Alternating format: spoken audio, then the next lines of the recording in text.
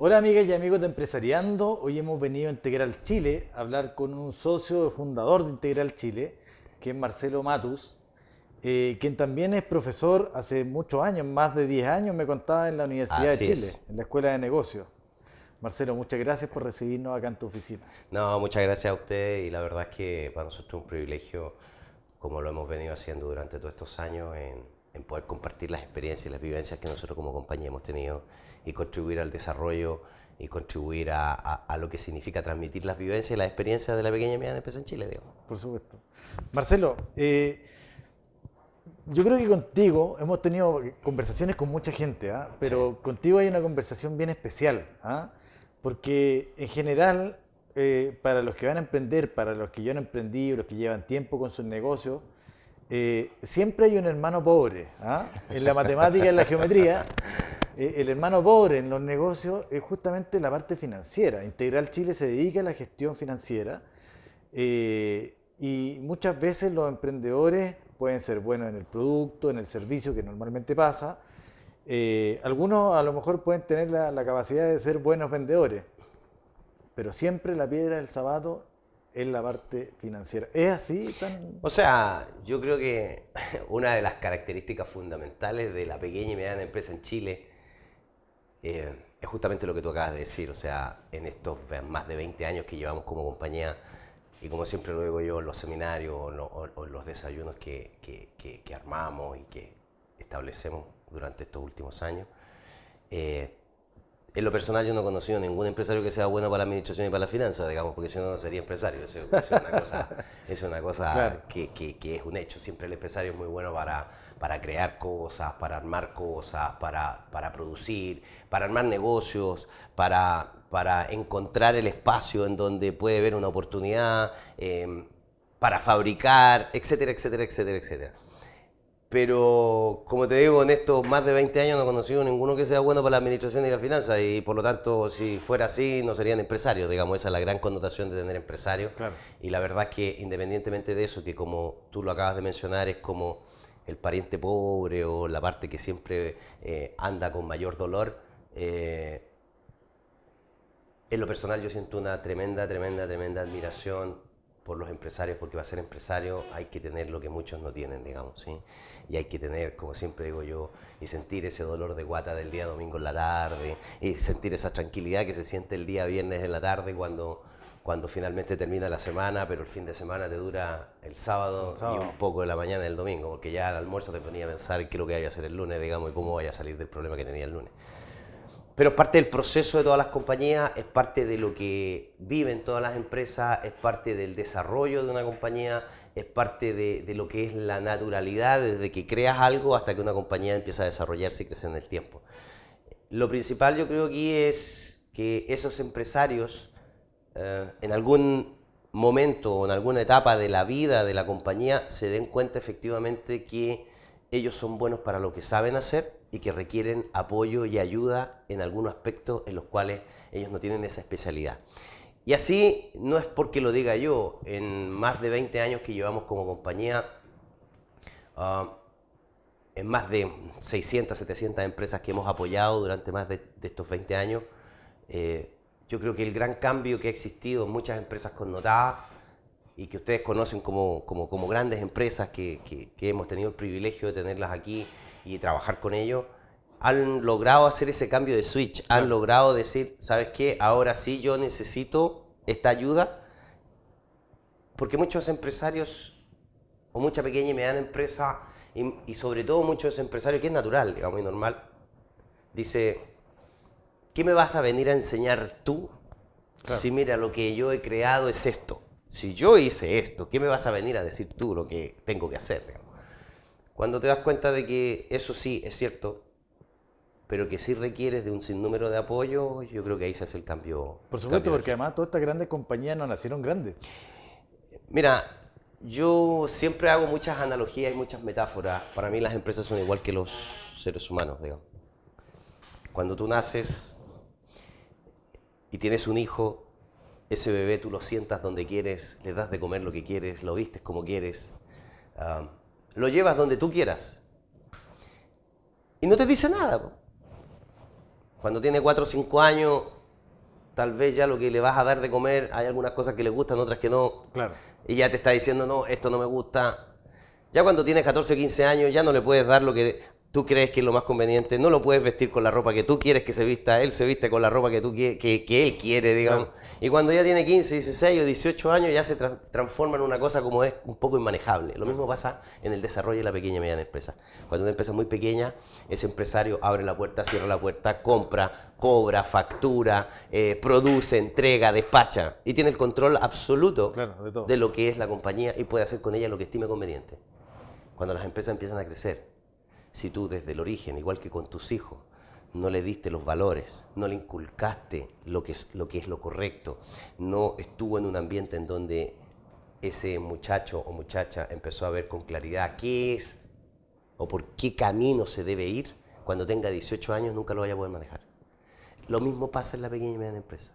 Si tú desde el inicio te empiezas a dar cuenta que cuando es pequeña puedes hacerlo todo, que cuando ya es un poco más grande tienes que requerir de otras competencias y cuando ya es grande tienes que empezar a agregar otro tipo y estilo de management, puedes llegar a alcanzar el cielo como lo han alcanzado muchas de estas compañías que tenemos el orgullo de presentar acá y de estar acá por supuesto, con nosotros. Por supuesto. Marcelo, cuando nosotros hablamos del área financiera en específico, nos metemos ya en todo lo que son números dentro de la empresa o dentro del emprendimiento. Muchas veces uno no sabe que gran parte de los números que está mirando son tremendamente necesarios para tomar decisiones. ¿Ah? Y muchas veces ni siquiera sabemos cuánto nos cuesta producir un producto o servicio. Entonces yo te quería llevar esa conversación acerca de la importancia, digamos, de ponerle ojo a la parte numérica, porque finalmente todo se reduce en muchos ámbitos a tomar decisiones dentro de nuestra compañía, ¿no? Sí, y yo creo que esto, a ver, hay que entender cuál es la evolución de una pequeña y mediana empresa. Normalmente las pequeñas y medianas empresas parten con todo lo que son los aspectos administrativos, financieros y contables, como decimos nosotros, en el patio de atrás de la casa. Claro. Detrás de la casucha el perro. Ahí está, digamos, sí. Porque la preocupación fundamental de ese empresario es producir, comercializar, vender, hacer el negocio, cerrar el negocio, facturar, cobrar. Y es natural que sea así. Y por lo tanto, hay que ser absolutamente claro de que tú no puedes pretender que en una pequeñísima empresa, porque el concepto de pyme es tremendamente amplio, sí, como tú lo vas a saber, todos tienen su propia definición, digamos. Pero en las empresas que son muy pequeñas, tú no puedes pretender de que el ámbito numérico venga a jugar un rol más o menos similar al ámbito del negocio propiamente tal. Porque ese empresario está haciendo lo que tiene que hacer y es correcto que haga eso. Lo importante es identificar de que eso yo no lo puedo seguir haciendo permanentemente en el tiempo. Claro. Eso lo tengo que hacer cuando la compañía es muy pequeña, cuando tengo el ámbito de control 100% en mis manos, cuando yo sé a quién le estoy vendiendo, cómo lo estoy vendiendo, porque si no, no le vas a dar la plataforma para poder desarrollarse esa compañía. Y además, ¿qué pasa? Inclusive, comillas, a ser hasta poco necesario en esa etapa. Pero cuando ya la compañía empieza a tener un volumen de operación un poquito más grande de lo que es su inicio, ya esos números, esa información, esos estados financieros, ya no tienen que estar detrás de la casucha del perro, ¿sí? Ya por lo menos tienen que estar en la terraza, ¿sí? Claro, por lo menos hay que ponerlo. Por lo menos en la terraza, ¿sí? Y luego ya cuando la compañía empieza a tener un tamaño un poquito o un nivel de operaciones un poquito más profundo, ya tienes que sentarla en el living. Yo te diría que la gran mayoría de los fracasos de las pequeñas y medianas empresas de determinado tamaño, en el entendido que, te vuelvo a reiterar que hay una definición tan sui generis de la pyme, sí, que cuando hablamos de pequeña y mediana empresa, y te estoy hablando de llevar y sacar los números al living de la casa, digamos, estamos hablando de compañías que ya estén facturando del orden de 200, 300 millones de pesos al año, ¿sí? Ahí ya tienes que tener la información en el living de tu casa porque ya estás facturando 20 millones de pesos mensuales. ya no son 2 millones de pesos al mes, Claro. Es una cosa muy distinta y las decisiones que tienes que empezar a tomar efectivamente tienen que estar directamente relacionadas a lo que significa costos reales, márgenes reales, gastos de verdad. No es, mira, más o menos yo creo que pago esto, más o menos creo que me cuesta esto, no, Claro. me debería de costar esto. ¿Por qué? Porque ahí ya entra de frentón a jugar un papel relevante el tema de armar y articular la estructura de financiación que las compañías requieren para empezar a potenciar su desarrollo empresarial, para que puedan convertirse en compañías como un Cosmética Nacional, como un Alimentos Pancho Villa, como qué sé yo, un Temco, Maestranza Vespucio, un Besol, etcétera, etcétera, etcétera. Empresas que todas, como tú muy bien lo dijiste al inicio de esta conversación, todas nacieron pequeñas. Pequeñas, Si claro. ninguna empresa, hay que entender que ninguna de estas compañías o muchas otras que la gente que nos está viendo puede conocer y que ve en el retail, en los supermercados, un Argos, etcétera, etcétera, todas nacieron siendo pequeñas, todas nacieron de donde mismo. Todas las empresas que hoy día tú consideras que son o ves que son empresas relativamente grandes, nacieron siendo bebés. Si es la misma evolución del ser humano, lo que pasa es que tú tienes que empezar a educar a tu hijo desde que nace, empezar a inculcarle buenas costumbres, para que cuando sea adulto, Claro. como digo yo, se vaya por el camino correcto y no se vaya por el lado oscuro, digamos. Por ¿sí? supuesto. Lo mismo pasa en las compañías. Y eso es lo que hay que tener presente. Sobre todo en todas aquellas empresas que están recién partiendo, recién comenzando, en donde muchos dicen, a mí me gustaría llegar allá, a mí me gustaría ser como él, a mí me gustaría llegar a ese nivel. Y para eso yo creo que es importante transmitir estas experiencias, transmitir estas vivencias, dar a conocer que aquí no hay secretos, Claro. aquí no hay recetas, aquí depende única y exclusivamente de cuánta fuerza, cuánta claridad y cómo tú como empresario internalizas los elementos que son fundamentales para poder tomar tu compañía y llevarla al sitial que tú quieres llevarla. Claro. Nosotros podemos considerar la parte financiera como uno de los puntos principales de fracasos de las compañías. Sin duda alguna. Yo te diría que más que uno de los puntos principales de fracaso de las compañías es el punto en el cual se genera este quiebre de pasar al fracaso al éxito. Ya. Porque el empresario chileno, por lo menos lo que hemos visto en muchos de ellos, no, echémosle para adelante nomás, después vemos cómo arreglamos el tema, digamos. Sí, Claro, no, eso- dale nomás y después vemos. Claro. Y efectivamente el tema financiero uno tiene que tomarlo no solo desde una perspectiva de cuánto son los recursos que yo requiero para poder desarrollar mi compañía, sino que desde una perspectiva de tener claridad cuando uno habla de materia financiera, cuánto me cuesta, si efectivamente lo que tengo en la mano como empresa y como negocio es negocio o no, porque muchas veces vender billetes de 10.000 pesos en 9.000 pesos no cuesta mucho, digamos. ¿sí? Y lo único que estoy haciendo en materia empresarial es mover plata, pero no veo dónde está la plata. Entonces, lo primero es tener claridad si tengo negocio o no tengo negocio. Claro. Y cuando hablamos del tema financiero, como muchos dicen, es que es el tema financiero. El tema financiero no solo involucra los recursos que yo necesito como compañía, involucra identificar si efectivamente mi compañía tiene algo distinto al resto y si genera plata o no genera plata. Claro.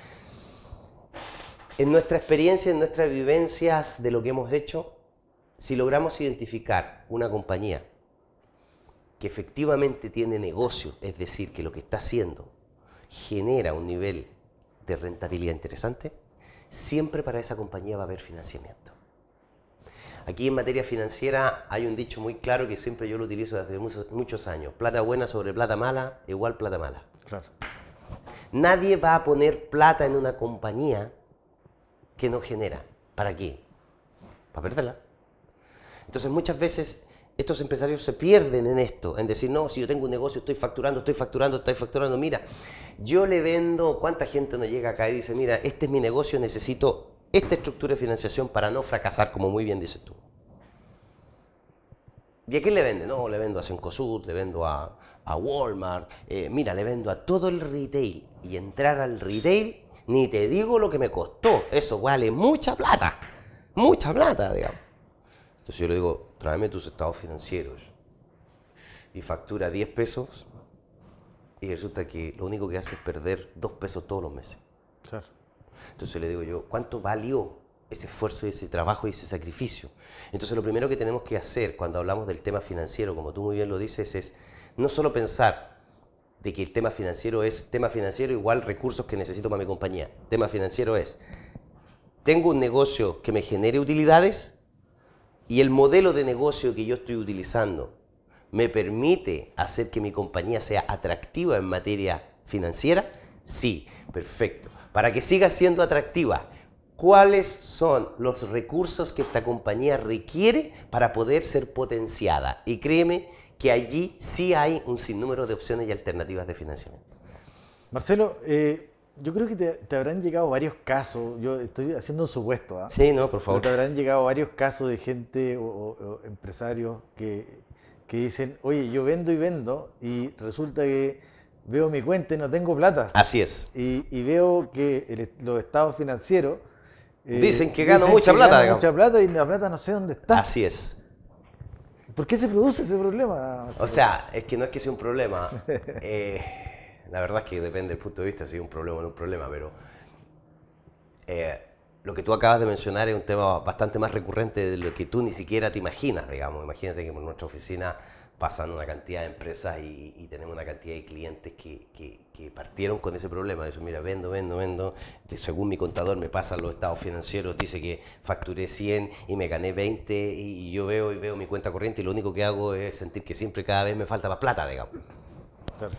Lo que pasa es que cuando uno se mete en el tema financiero, y como te lo comentaba recién, es cuál es el modelo de negocio que sobre la base de un estado de resultados que trabaja sobre lo que es el devengado, me permite identificar si estoy ganando plata o no estoy ganando plata. Eso lo tengo que hacer conversar con mi flujo de caja, en donde en ese flujo de caja trabajamos sobre la base del percibido para poder saber exactamente dónde están esos recursos. Claro. Y muchas veces esos recursos no van a estar en tu cuenta corriente porque esta compañía va en crecimiento o va en un proceso de crecimiento y puede tu estado de resultados decir que ganaste 100, o sea, que vendiste 100 y que ganaste 20 y esos 20 pueden estar en muchos lados, digamos. Claro. O están en inventario, o están en maquinaria y equipo que tuviste que comprar para poder soportar el proceso de crecimiento, o está en disminuir deuda que tuviste que tomar para efectos de poder financiar un proyecto en particular, o. Lo relevante aquí es no solo sacar la contabilidad y los estados financieros al living de la casa y sentarla juntos con los aspectos comerciales, los aspectos de management, de control de gestión, con los aspectos de negocio, con los aspectos operativos, con los aspectos productivos, porque se merece el mismo lugar, sino que además evaluar con claridad si tengo o no tengo un negocio que genera y luego de eso llevarlo a un tema de flujo para poder saber cuáles son los recursos que la compañía requiere y dónde está esa platita que se supone que yo he ganado en todo este tiempo. ¿Dónde está esa plata? Para poder implementar esa estructura de financiación para poder seguir creciendo en tiempo. Una vez que se van resolviendo esos problemas, también me da más claridad a mí como emprendedor o empresario de cómo está funcionando la compañía, ¿no? Si nosotros pudiéramos hacer un resumen de esta conversación, Marcelo, nosotros como emprendedores probablemente si no somos expertos en la parte financiera, necesitamos ayuda. Y ya sea ayuda quizás de otra empresa, como lo hacen ustedes en Integral Chile, o también contratando a alguien que cumpla la función. Algún ingeniero, me imagino, en administración de empresas, algún especialista que me ayude en eso. Pero yo también debería saber un par de cosas, porque creo yo que cuando uno se dedica a algo también tiene que aprender. Y parte de lo que yo a lo mejor tengo que aprender es quizás a cómo mirar o qué es un flujo de caja probablemente, qué son los estados de resultados, mirar un balance. Son elementos básicos que quizás yo debería saber. ¿Tú crees que...? Yo creo que hay herramientas y elementos que son distintos dependiendo de la etapa de la vida de la compañía. Perfecto. Cuando yo estoy hablando de un emprendedor, en donde, como lo conversamos antes de esta entrevista, ¿no es cierto?, que puede ser una persona que tiene una idea, puede ser una persona que tiene un negocio y que quiere potenciarlo, puede ser una persona que tiene un negocio y que viene facturando y se le presentó una oportunidad en donde puede crecer, etc. Todo depende de en qué etapa de mi vida me encuentre. Ese emprendedor, cuando quiere tener su propia compañía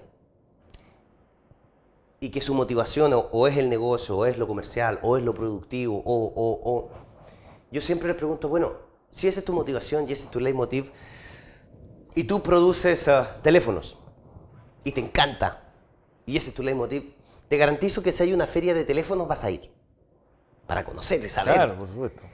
Si te dicen, mira, hay un curso gratis de telefonía, también vas a ir para saber qué es lo que viene y qué está a la vanguardia. Claro. Y si te dicen, hay un curso de manejo financiero básico, ¿vas a ir? Lo más probable es que no. Probablemente. Yo te diría que más que apoyo en estas etapas, cuando tú eres un emprendedor tienes que entender que si quieres ser empresario, así como vas a ese curso, así como vas a esa feria de telefonía, tienes que prepararte. Aquí no se trata de que tomemos un magíster en finanzas, no, pero hay 4 o 5 elementos que yo sí debo como emprendedor tener claro respecto del management financiero. Por lo tanto, en esta etapa yo te diría que con eso, desde mi punto de vista, es lo básico, o es más que lo básico, es el requerimiento sustancial para poder ser emprendedor. Y disminuir la posibilidad de fracasar. Pero es que todo esto está hecho justamente para minimizar y mitigar el riesgo. Claro. Cuando eres un poquito más grande ya y ya pasaste de esta etapa a una compañía un poquito más, ya claro, que está un poquito más formada, sí, puedes empezar a armar un área, así como contratas un jefe de ventas, como contratas ejecutivos comerciales para que vayan a vender. Contrata a una persona que te maneje y te lleve al día tu contabilidad y tu manejo financiero. Luego, cuando ya eres más grande, requerirás una unidad especializada, requerirás a lo mejor asistencia externa de empresas especialistas en materia de management financiero, etcétera, claro, etcétera.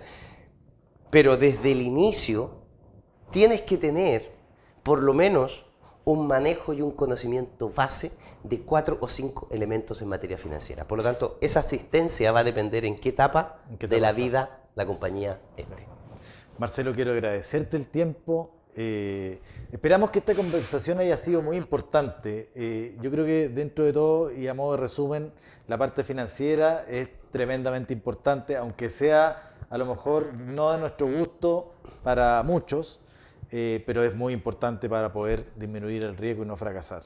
Marcelo, muchas gracias. No, gracias a ustedes por tomarse el tiempo para venir por acá y muchas gracias por escucharnos y encantado de estar acá. Bien, nos vemos en la próxima.